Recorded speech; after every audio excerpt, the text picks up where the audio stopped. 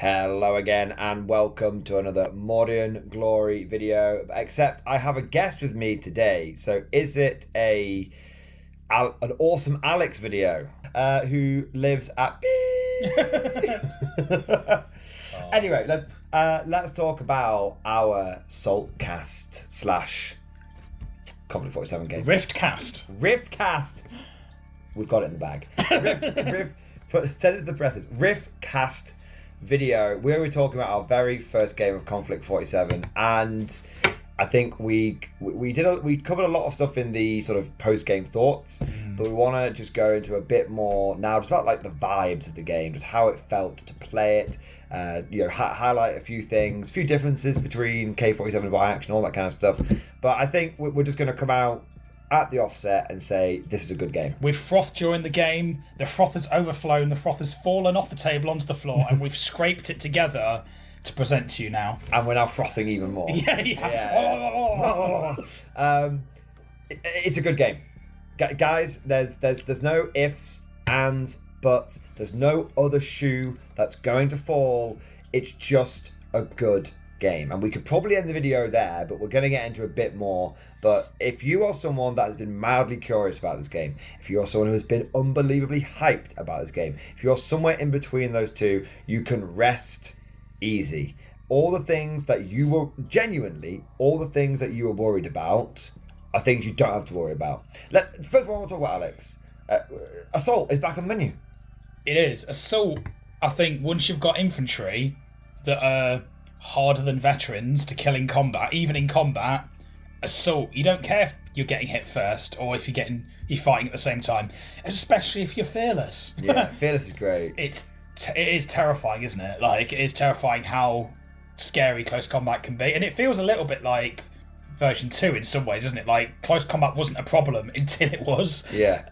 It's just about having the right tools for the job. If I eat a bunch of, even if I take a bunch of regular power armored guys and throw them into combat, if they're not large, then it's probably not the best thing for me to do with them. I take a unit of Style Trooper, Totem Core, Shrek Wolf, anything like that, and Assault opens up. So it's not like it's, oh my god, Assault is overpowered. It's just back on the menu. It's a choice now. Yeah, that's the first thing I would say. Yeah, and I'd say as well, the other thing as well is I've seen some people be a bit like kind of justifiably cautious about the idea of the Rift dice mechanic making the game too overly complicated and it being an extra bookkeeping element, and want to say not a problem. Literally, it just flew. At some points, we didn't really show this on camera. At some points, we thought we were getting it wrong because it was so easy. And then we're like, oh, wait, no, and then we double checked it. We're like, no, we've got it all right. You pick them up at the end, you roll them, then you assign them. When you pull them out of the bag, pick a unit, roll it. And then if you've got Tether's Gift, you can re-roll it. And I really like the combination of, you've got units that are Rift units that if they have an active die, they get a special ability. So, for example, like the Fireflies get to fly. Yeah. And then and then there's a debuff. So if they're got an exhausted die, they lose their fly, or in the case of the Totem Core, they just can't run. That means they can't assault, which is the only way they can do any damage. Yeah. So it's meaningful, but it is a choice, because I tell you, Tim, regrowing a whole unit like pretty much every turn is definitely wild. It's wild. And then it's like, oh yeah, but if you expend, it's like, hey kid, do you want to trade that surging Rift die for the chance to do railing time? Yeah. And then roll a 1 hit, and you're like, oh, that sucks. You're like, yeah, but you could have annihilated someone, and you probably will most of the time, because it's a 2-up to hit most of the time with, say, the railgun, when you've got a die, a surging die, or an active Rift die. But yeah, I really like it, and it just adds, and the fact that you can't. It's effectively like rolling a 6 and a die to get the surge. And there are a couple of ways. We can talk a bit about the Rift die mechanic, but I really enjoyed how you'd look at the battlefield and you think, oh, this is. He's like, oh, I think I know what's going to happen here. And then you'd roll your Rift die, and then all of a sudden it's like, oh, crap. Got to change things. It's opened up. It's opened up the game in a different way. It's like the 4th dimension has opened. The Green Vault has opened. Yeah. The Rift has opened. FDR's come back out. It's great. Yeah, and that feeling of when you get the surge. Yeah. When you're like, you know, when Tesla's gift was bestowed upon me, Yeah. and I got a double surge in one turn, I was like, unlimited power, just turn those totem core to ash, blast the fucking paint off the side of a panther, like, you know, with a light Tesla cannon. Yeah. Light Tesla cannon plus Arse of Democracy Still nearly popped it. I was 50-50 about popping a panther. Yeah, it was dicey, and yeah, and the thing is, like I say, like, you know, I was having to move a bit more than I would have wanted to with my railgun, which is probably why it missed about half the time it was firing, even with the surging dice. Yeah. Well, not the surging dice, even with the active rift die. And you never needed to surge. I never needed to surge. So honestly, the Panther's probably the better cannon. Yeah, and I do like the Tiger X though. It is a cool looking tank, and that's the other thing as well. Actually, just thinking about units, I've really to sort of gloss a bit more, to glaze a bit more to do with the Rift die.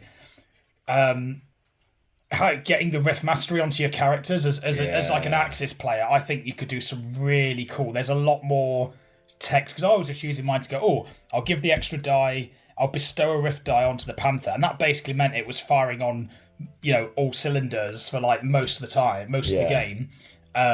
If you hadn't had doing that on turn one meant that the Panther kind of just did what it wanted. Yeah, and it wasn't broken, the Panther doing what it wanted. It at the end of the day, all it really killed is one unit of Fireflies, and then it got into a bit of a cat and mouse with the linebacker. Which is fine. You know, those units are of equal points, and they came out of that equally battered. Yeah, I think that your officers are no longer just a die in the bag and something to snap to. They are a die in the bag. But they're also a unit you're going to want to keep alive, and your opponent's going to be wanting to kill them, because if they're slinging rift dice around, then you know they're a priority target number one. I think, especially if they're accompanied by some Stahltrupp, so they are a good fight unit in their own right. I really think, I like how. And I don't think it is going to be a pivot into, like, you know, I don't think the dial's going to swing too far, to flick too far the wrong way to be to say, oh, it's now a hero hammer game. Even slightly. But I think not even slightly. But having heroes that aren't just a die that go, not heroes, having your characters, your commanders, I should say, your platoon commanders, not being there just to snap to and just to go down whenever they get a die because you're just giving them a pistol to keep them cheap. You know, that's a bit rubbish, but I think they're definitely like a combat effective unit, and a really, 100%.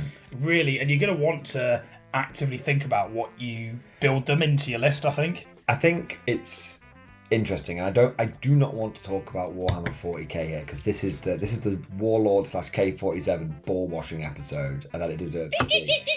I'm coming out with the oils and the perfumes, but I think what is worth saying is it is remarkable how keeping everything with one wound in a game really just acts as a fundamental balance. Yeah. Like, it doesn't, like, those Stahltruppen just were tough and they were good, but they were completely manageable because they only had one wound. And they weren't overcosted. When I first saw them, I was like, they're only 30 points a pop. That seems very cheap. And then actually, I think they're worth 30 points a pop. Yeah. If they put them up, I think they'll be overcosted. They're exactly where they should be. Yeah. I just think everything's got one wound. Nothing has, like, a feel no pain or anything. Although there are some units that do have that, but we'll get to that later. But it just felt right. It just worked. It was great. Loved it. Rift mechanic was good, and everything having one wound just meant that even something that is phenomenally powerful can still be managed. You know, something that I think people, and it's an old classic from Bolt Action, that I think people are going to get, you know, should be investing stocks in, and by that I mean using more in their games, is going to be ambush. Ambush is going to be, especially when you've got, you know, units that are going to be trying to assault you, especially across quite long distances, with like some of these wacky rift units knocking around, or not assaulting you in close combat, but shooting you at point blank, or wanting to jump and shoot you at point blank range like the Fireflies. I think a couple of heavy machine guns with an ambush die on is going to really upset some Fireflies, like from moving around the table, you know.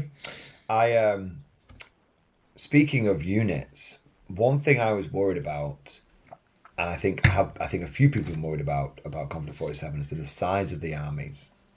So the first thing to say is people have been a little worried about like the starter armies, but actually it turns out the Axis one with reasonable upgrades, like taking the Panzer IV as veterans, and then you get the Schwerweld Mastery, which is what you would do because it's got the proper projector. It comes to about 900 points, which is still fine. The American one actually comes to about 1250 points with upgrades. A flamethrower here, a thing there. So that one's absolutely fine. But so the starter armies, that I think they're okay. I mean, I reckon they could chuck an extra Star Trooper into the Axis one, and it would be in about the right place. But whatever, let's not split hairs over it. The main thing I want to focus on is the tabletop armies. I was really worried that when I looked down at our armies, I was like, these are very elite. Someone's getting tabled by T2. I think you were worried about it. I was worried about it. Everyone was worried about it. And then no one was tabled after the end of turn 6, and we pretty much always had Rift dice. Yeah, exactly. We didn't have our Rift dice were pretty much surging, or at least active when we wanted them to be, weren't they? Like generally across the board, because with your Gift of Tesla reroll and with my just straight up reroll, and with Riftmaster gifting extra dice out and stuff, we were rifting. We were rifting, baby. We were rifting. We were riding the lightning of the Rift technology. The road to Rift City was bereft. Was not bereft. The road to Rift City was full of happy, most of the time happy Firefly troops, and I don't know, happy Totem Core. That sounds a little bit weird. Ambivalent Totem Core. Totem Core. Honestly, I mean, it makes sense to talk maybe a little bit about. I mean, we talked about the unit specifically, didn't we, in the game? But I really enjoyed the Totem Core. I thought, like you, they were gonna be a bit of a, have fun killing these, and they just didn't die. Basically, I would have enjoyed having fun killing them. I just never killed them. Yeah. Exactly. But I think they're really easily manageable. As your opponent, if I went to a second game, I just have more HMGs, and I think one of the things that it's worth, because obviously you have we should talk about the army rules in a moment. Yeah, sure. But one of the things that is bolt action kind of does, and Konflikt 47 does by extension, is you have your actual army rules, and then you kind of have your unofficial army rules. And one of the unofficial ones I think that the Germans have is they probably get access to more Rift Mastery than anybody else. Whereas the Americans, one of their probably unofficial ones is that they get heavy machine guns. I don't think Germans get heavy machine guns even. I don't think you can get them. Not even in K47. So one of the unofficial army rules for the Americans is going to be you get a lot of HMGs, and it turns out that it's probably something you're going to want to do. Anytime you can strap an HMG to anything, you should be doing it. Your linebackers should have HMGs. The autocannons, fine. No, you don't need the autocannons. What you need is more HMGs. And I think, especially when they're on arms, what's the point? I think autocannons would probably still be good on vehicles, because obviously HMGs and vehicles don't get as many shots. But anytime you can put an HMG on an arm, please, for the love of God, do it. I thought if I'd had even one HMG team, basic, conventional, bolt action-esque HMG team on that right flank versus Totem Core, that solves it. That solves it. You would have basically had a unit that could have reliably forced me to resurrect them instead of running them, basically, right? And that would have saved your dudes. I think it would have bought me time. Yeah, it would have bought you an extra turn at least, I reckon. Yeah. And that would have been key. And talking about things that are kind of unofficial army rules, just because of the sort of options that are available. We didn't really use Panzerfausts in this one. Now, I think Panzerfausts for the Axis will probably be the way that you're gonna, if you're bringing a normal bolt action German army into an Axis army. I think Panzerfausts are going to be the way that your guys with rifles are going to be able to have an answer to when the Fireflies come knocking, or when the Ursus heavy infantry Ursus bear dudes come knocking. Because the Ursus are going to be like Shrek Wolfen. We didn't use Shrek Wolfen, but I think Shrek, post that game, I think Shrek Wolfen are fine. Yeah. Because they've only got one wound. And I think... And you can go on ambush against them. Again, I love the idea of having a unit of regulars. Like, I guess they'd be like they're using the Volksgrenadier profile in K47. A unit of regulars. 60 points for minimum squad, 30 points to give them all Panzerfaust. Sit them on an objective, put them on ambush. Linebacker comes in, expend the Panzerfaust and just launch D6 Panzerfaust into him. He's only half pen though.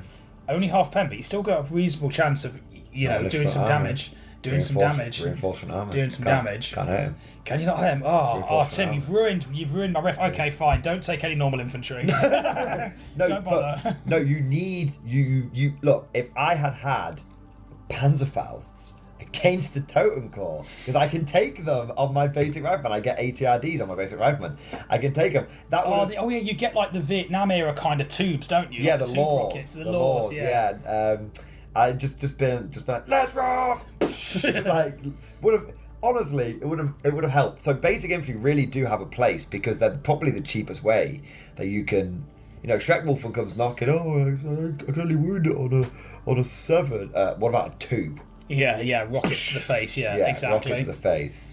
The way you deal with mutants in this game, it was with the application of egregious amounts of high explosive and 50 cal. Yeah, maybe. Hey Tim, maybe if we apply a little lesson from playing guard in 40k, maybe you're gonna have to employ a little bit of screening. Maybe. I think so, for sure. Maybe a little bit, but you can only do that if you're taking cheap troops that can, you can tool up with either Endlaws or Panzerfausts or whatever the Russians have got. Probably a load of captured Panzerfausts. They get RPGs now. They made their own. RPG. They expedited copying Germany's homework. So let's touch briefly upon. I want to touch briefly upon the army rules, and I want to touch briefly upon what it felt like to play each army in terms of ease of picking them up. Because someone coming into the game for the first time, ease of picking them up. So firstly, American. I think would rather these. Arms of Democracy, great. Yeah. No downsides. Works great with Tesla. Not overpowered in any way, shape, or form. Yeah, not overbearing, I'd say. Actually, just helped me do what I needed to do. And it was how I was very against it at first. Rerolls. But it's you don't have access to rail cannons. No. And if I did, it or gravity cannons. And even if I did, it wouldn't affect them because it would affect gravity cannons, I guess, but it wouldn't affect my rail cannons because it doesn't affect. It's only affecting your shitty stuff. Yeah. And not shitty as in bad, but it's not affecting your super heavy entertainment. I'd say the Tesla, affecting Tesla is the one way you go, oh, okay, and fair enough, because as we sort of say during the game, Tesla needs to be Tesla. You need to roll a couple of hits for Tesla to even be worth writing home about. But with Arsenal Democracy, you're probably getting those couple of hits, and even then, it's not ridiculous. I tell you what's interesting. So Arsenal Democracy, great. Gift of Tesla, great. 2 times I went from exhausted to something. Yes. Take that every day of the week. Extra guts point, don't care. I might care in the future, but post this one game, I just not that bothered about it. But we'll TBD. We'll come back to it and review it when I've actually had a chance. I think if you'd built an officer to go with your Fireflies and to lead from the front, if you'd taken K47, peptided up Douglas MacArthur, to be let's smash those commies, and they're honestly, side note, I love the idea that in K47, Douglas MacArthur is the broadcasts come out from Super FDR be we're on a crusade to liberate the world of godless communists, and Douglas MacArthur's I was doing that already. I tell you what, I think the way you... So guts is good because it can make you can modify a dice roll. But after you've rolled it as well, after you've rolled it. And the thing is, I do running around with a pistol. Now, I think the way that it could be good is on a Firefly officer who's E-slug, bang. Yeah. Or I quite like the idea of doing it on a power armored officer with a couple of blokes that are helping him, and everyone's got assault rifles or SMGs. Yeah. Because then what you do is you run into combat and you're like, tough fighter, bang. Oh, there's a totem call there. I only rolled a 4 to wound. Yeah. My guts meant that your totem call died. Yeah. And and I think, you know what? I wished I'd had some power armor in that game. Like, oh, my riflemen are getting slightly bullied, and then it's just like Tony Stark comes over the hill in his caveman power armor and just twats the zombie. But yeah, no, I think lessons learned from. So guts I need to get better with, and then the last one was I can't remember what the last one was. I'm not sure if it came up. We had Rift, we had Tesla, Guts. Democracy. Oh, the deep striking thing. Oh, deep. It was fine. Yeah. It didn't help, but it was fine. Yeah, deep. Like I say, yeah, because your linebacker didn't come in one turn because you rolled way too high anyway. Yeah. And otherwise, yeah, like it was just. It's like modern communications. You don't really notice it until you do, and then you're like, that was a nice to have. And that's okay. Not every armor rule needs to be phenomenal. Amazing, yeah. Germans.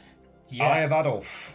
Yeah, the Schwerwald Mastery. The Schwerwald Mastery. Yeah, that was great, and especially what combined. So this is the thing. So we can sort of talk about that. I think it makes sense to talk about them both together. So Schwerwald Mastery, re-rolling the Rift die with your gravity. Yeah, your big That's gravity your gun. Rift Mastery. Yeah. So you've got the one that lets you reroll at the end, and then you've got the one that lets you start with a surging dice. Provided it's veteran, yeah. I think taking a tank with a gravity gun at veteran is going to be compulsory, unless you really feel like you don't want to, like if you're going for something else. And bear in mind that it's the big grav cannon, not the small one. And I was mistaken. I thought that was only the one that was on the bigger tanks and the bigger stuff. Take on a Puma. But the Puma can have one. So yeah, I think a veteran Puma with a big gravity cannon is going to be pretty damn tasty. And then you combine that with the other ability. So that means you start with a surging one. So that you could, if you're lucky. Like I was pretty unlucky with my first shot with it. Even rolling average, you can just flatten most things you hit, like infantry. Especially, and some of these nasty infantry, even wounded, it's +4. You're gonna like utterly butcher like heavily armored infantry, provided you can hit them reasonably well.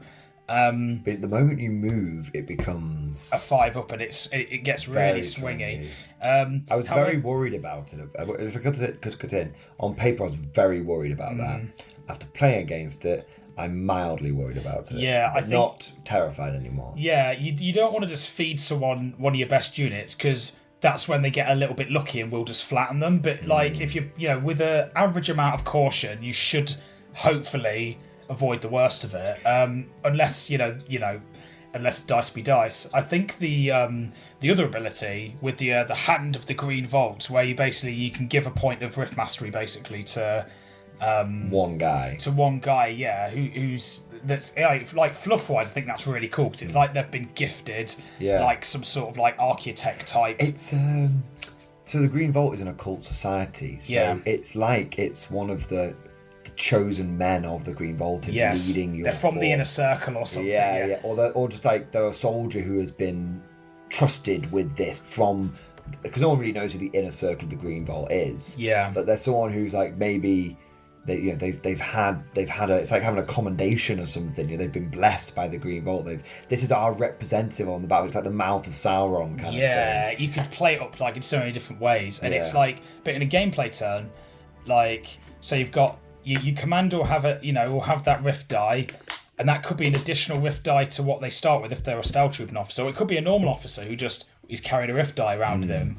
Well, pay for him to have Rift Mastery, and even like a bog standard officer, he can just give those Rift die out. Obviously not both on the same turn, but combine that with your ability to re-roll your other ability, where you get to re-roll one of your dice that's been exhausted. It's really tasty. Like I think the more than the others, I think the Axis can really lean into some like Rift builds, basically. Like, one I'd love to try is this one. I was leaning a bit more into, let's get the grav gun doing some serious work. Well, I think if I was going to add some more total core to mine, which I definitely am, I love the idea of having a commander. Imagine, Tim, if I was No. Wait. Imagine if I was able to like issue some extra Rift dice to my totem core, so they had 2 active at any one time. So I could go, cool, I'm regrowing, and then because I've got an exhausted one and an active one, I can now assault you as well. It would be on units of 12. I think that's really cool. I love the I think But I love the idea. I like that, but it's not broken. And do you know why it's not broken? Because then you're not infiltrating. Exactly, or nowhere near as far anyway. And then you're slow. You're only going up the board 8 inches. Yeah, so exactly. You've got like double doozies. Like you could be surging and all sorts of mad stuff, but then you're not taking advantage of the infiltrate, which I think was powerful. So it's balanced because like you can infiltrate, but then you got to be real on your rift management on that totem core unit, real on it. Or you can start bimbling up the board, but then be rifting a lot. Yeah, I see. Yeah, so I think it was cool. Like I really did. Yeah, I enjoyed using the Axis and their special rules where it just made the army feel so like flavorful. Like I say, like you were saying with the the sort of chosen of the the hand of the green vault. It's like it's like they've been like specially selected for this mission or something like that. It's really cool. And with this Arsenal democracy thing, it's almost like American supply chains, they're really good in 1947, just like they were in 1944. It's almost like, it's almost like it represents them having that extra clip in their pocket or something like that. It's so cool. Like, I really like with the hand of the green vault looks like it's just not even a big thing, and then it's not. For some players they'll just be a nice. Some people will really take advantage of it. It's whatever. What I like about it is the narrative potential. We've been talking a lot about the rules and everything, and we'll get into the armies and how the armies felt now. The hand of the green vault is a way of singling a model out without specifying why he's been singled out. Is he someone who has had, maybe he's under the brain control of the green vault? Is he a member of the inner circle? Is he just a trusted officer? Is he just someone who's well decorated? Is he or do you build a guy who's a mad scientist? Yeah, is he like an alchemist or something? Is he an like alchemist? That? Is he a general? Is he power augmented? You don't know. It's up to you, the player, to represent your hand of the green vault. Yeah, and that's what I love about it. Hardened Veterans was fine. No biggie, whatever. Yeah. And that covers all of them. So, let's just briefly touch upon how each army felt, and and how easy were they to sort of learn and master, as it were. So for me, the Americans were I thought that the Americans were quite, on the surface, looked quite straightforward, but on the surface, I think they're actually going to be maybe the slightly trickier army. Because unless it comes down to just spam HMG, which it might do.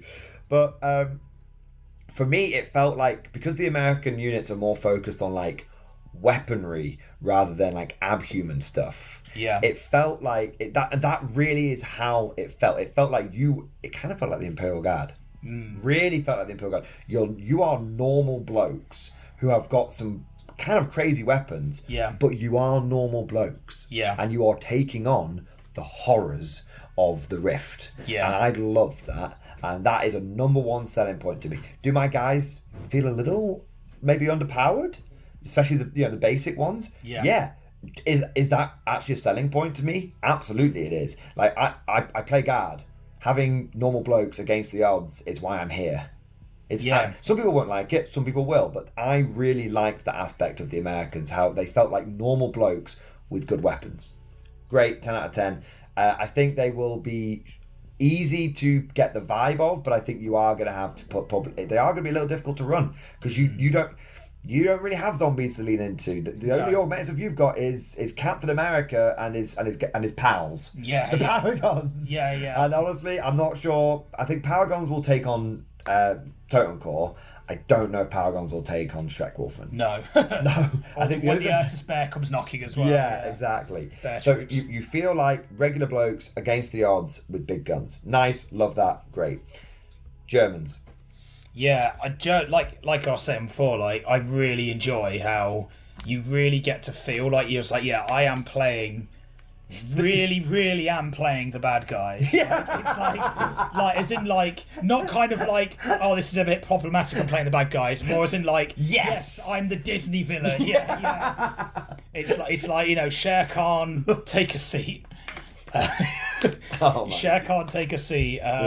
You know, bloody mustache twizzling Jafar, sit down, I've got the magic covered. Yeah. And it was so cool. Like, yeah, like getting you get to unironically just be the bad guy. Yeah. It's like when you play Dungeon Keeper and stuff back in the day. Exactly, it's good to be bad, and you just lean into it, and the memes flow around it like, behold my rift weapon.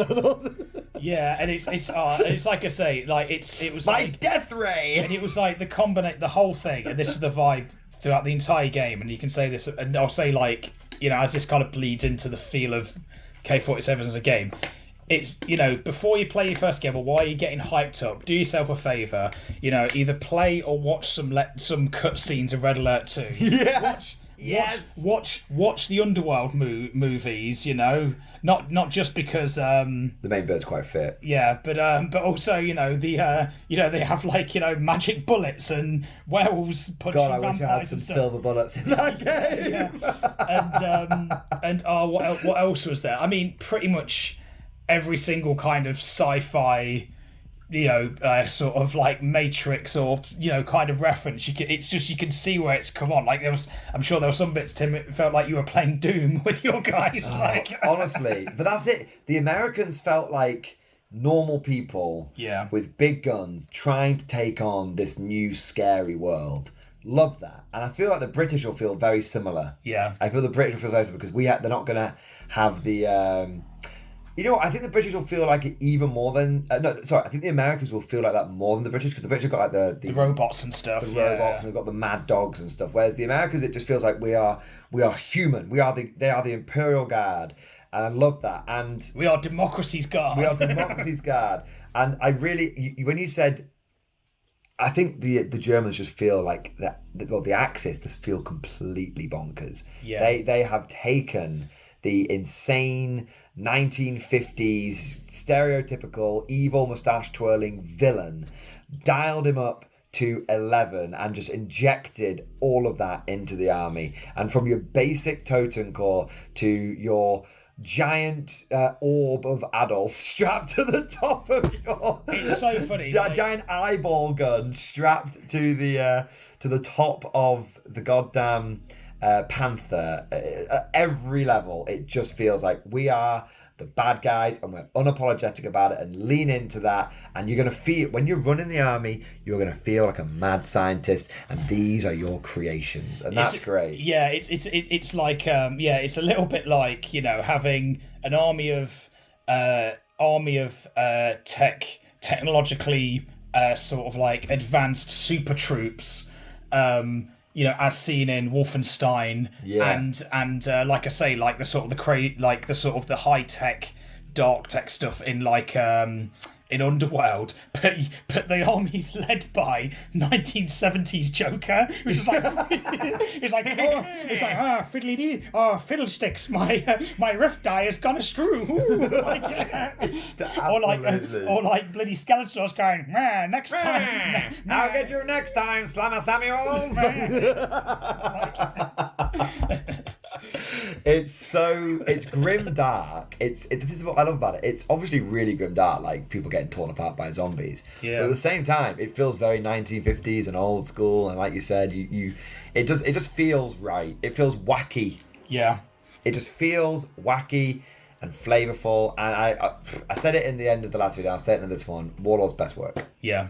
And I'm very much ready for my next game already. Yeah, I am salivating at the thought of, you know, playing some more K47, and I'm you know what, maybe I have to, just because, like, maybe I have to just like send an email to Warlord and be like, Warlord, so Tim's the only guy that I can play, but I can't really leave Nottingham because, you know, my wife might be going to labour soon. So does someone in Warlord want to like sub me a game, please? Like, you know, because I can't. You're gonna be there every day after work on the demo board, like, another one, please. I'll come back in with a moustache, and they'll be like, "Wait a minute." We don't have a. Is there a policy on how many free samples? They'll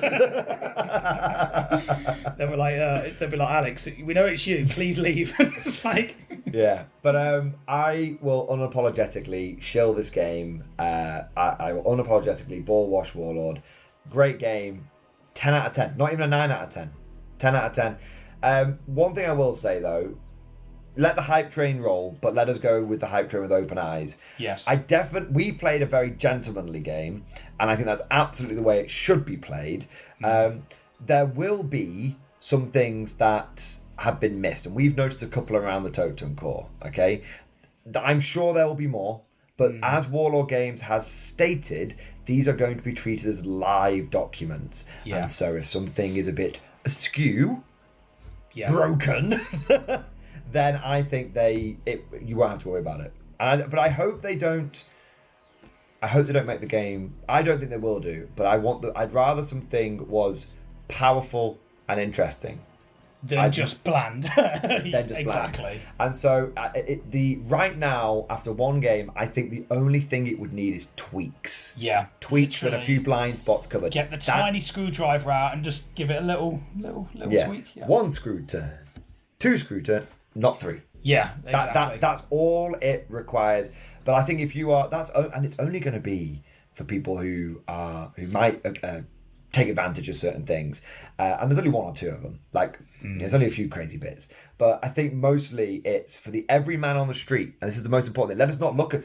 We overestimate the weapons by looking at the extremes. Yes. So let's not overestimate what some units might do looking at the extremes. For the everyman on the street, for you getting into this with your mates down the club. It's going to have one hell of a honeymoon period. Yeah. It's going to be like old world. Everyone's going to be in the honeymoon period for 18 months, if not longer. And then we can start worrying about tweaking things. Yeah. But agree. if you, and we've got to have this, and final thought, if you are someone who's looking for a sci-fi game, which is flavorful, crazy, and just feels right, this is the game for you. Which has some cool models. This is the game for you. No questions asked. Don't even think about it. I'm not suggesting it. I'm telling you. just like just like democracy in the world of FDR, it is not optional. It's not negotiable. Praise FDR. Praise be to FDR. Super FDR. Not the regular one. Some Americans don't like him. Yeah. Yeah. It's like, in this game, Super FDR, sometimes he turns up and says and he'll say to you, "Got a new deal for you. Sit down and take a beating." Yeah. I got a new deal you can't refuse. Yeah. And on that note, let us wrap things up. There's loads more we could talk about, but I'm sure. Obviously, Alex, you, like we said, you will be probably indisposed with your missus on the way, expecting on the way. Congratulations, by the way. But hopefully we can drag you down here for a few more games, or I can come your way for a few more games. Yeah. And we can do many more sort of collabs and all sorts of things, many more battle reports, and we can have some more heady heights and terrible lows. But Alex, thank you for taking a bit of extra time out of your busy schedule, and thank you for being here. More than happy to be here, dude. More games. Yes. More games. And I hope you guys enjoyed this video. Let us know what you think down in the comment section below. What are your thoughts? What are your feelings? How you doing?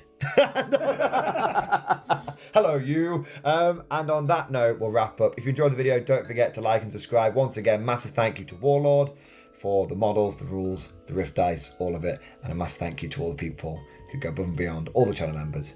You guys are amazing. And on that note, I'll see you guys next time.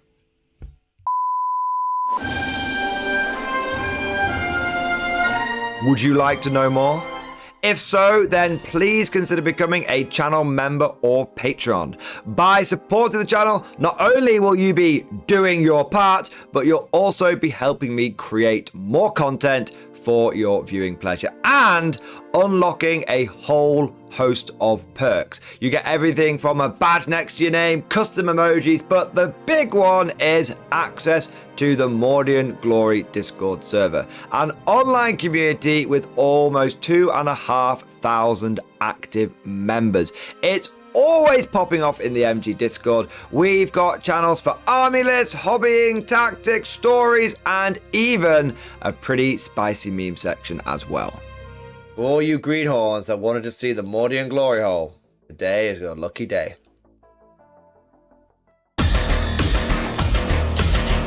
And joking aside, I do want to say a massive thank you to all of the current channel members and Patreons.